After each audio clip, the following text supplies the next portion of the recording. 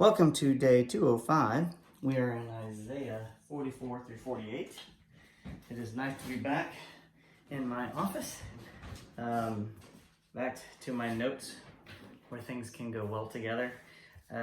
Hopefully you're taking some good notes and doing a good timeline of things that go together for the end times. We are brushing on prophecy to end times things, so make sure you got that. Today is just more of the same kind of stuff, just fortune tellers and the history and what God is saying to Israel, and some important points. So here we go. In verse 44:10, he says, "Who but a fool would make his own God an idol that cannot help him one bit?" Now think about this. If you're making an idol, a god, how is it more powerful than you? So that's what he's saying. Only a fool would make his own god, and we have lots of fools out there. Okay, now, ears to hear, eyes to see, 44:18. Such stupidity and ignorance. Their eyes are closed and they cannot see. Their minds are shut and they cannot think. Now, even back then, rebellious people couldn't be talked to, couldn't be rationalized with, and that's what we have today. So if you find someone that they can't understand the truth, they can't see it, just kick the dust from your feet and move on. Another thing for your sins being forgiven, the one we had yesterday was wonderful. Today, sins being forgiven, 44:22, it says, "I have swept away your sins like a cloud. I have scattered your offenses like the morning mist. Oh, return to me. I have paid the price to set you free." Now he's talking about Jerusalem here, but we know from yesterday, and we're going to see here again pretty soon, that it's not just for Israel, okay? But this specific one, he was talking about Israel. But we also know it's for us. Fortune tellers. Now we got another thing for fortune tellers on your list. 44:25. We have a few of these. I expose the false prophets as liars and make fools of fortune tellers. I cause the wise to give bad advice, thus proving them to be fools. God is ultimately in control of everything. It's not just, I wonder if that was God that did that. God is in control of everything. Everything. And we're going to say some more things. Good and bad from God. 45:7. Okay? I create the light and make the darkness. I send good times and bad times. I, the Lord, am the one who does these things. Okay, and the very last thing we're talking about is why. Why is he doing these things? Why do we have bad things that happen to us? Okay, eternal salvation. Now here we go with salvation again for your sins and your sins list. Isaiah 45:17. But the Lord will save the people of Israel with eternal salvation.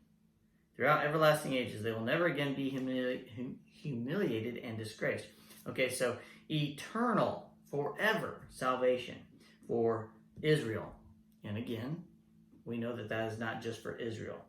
And Paul, in the New Testament, we learn he makes the case for that, but we've also made the case here in the Old Testament.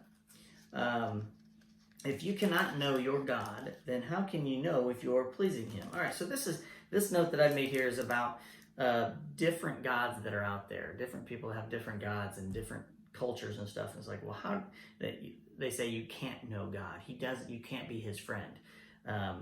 Well, that's not a Christian view. That's a different view. Okay, so I brought this point up to a verse that I was reading. Isaiah 45:18 and 19. So this is talking about God. For the Lord is God, and he created the heavens and the earth and put everything into place. He made the world to be lived in, not to be a place of empty chaos. I am the Lord, he says, and there is no other. Verse 19, I publicly proclaim bold promises. I do not whisper obscurities in some dark corner. I would not have told the people of Israel to seek me if I could not be found. I, the Lord, speak only what is true and declare only what is right. Of course he wants us to know him. Of course he wants to be our friend. There are so many verses we've talked about of his attributes, of how much he loves and cares for us.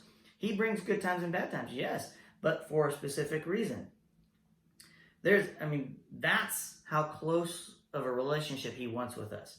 Everyone can be saved. Here's another salvation thing at 45:22. Let all the world look to me for salvation. All the world, not just Jerusalem, not just Israel, all the world. Look to me for salvation, meaning all the world can be saved. Everyone. For I am God and there is no other. What a great thing to put on your sins list. Knowing you before you were born, talking about Jerusalem, but we also have that for the rest of us.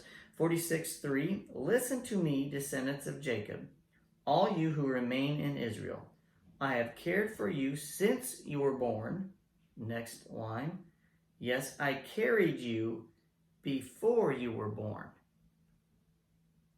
He carried them. Okay, and he also knew us before we were born. What a wonderful thing. Now we talk about Babylon. Let's get Babylon out of the way. A couple verses here. 47:5.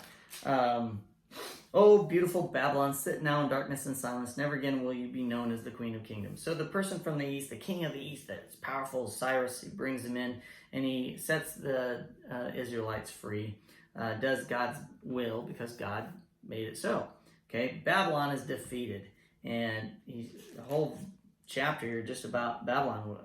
Lots of stuff in the Bible about Babylon. Here's a whole chapter. Witchcraft and magic can't save them. Something about Babylon. If you're reading 9, 12, and 13. Both these things will come upon you in a moment. Widowhood and the loss of your children. Yes, these calamities will come upon you despite all your witchcraft and magic. Verse 12.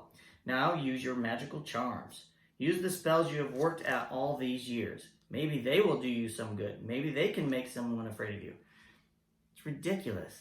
God is in ultimate control of everything. Why bother with such foolishness? Verse 13. All the advice you receive has made you tired.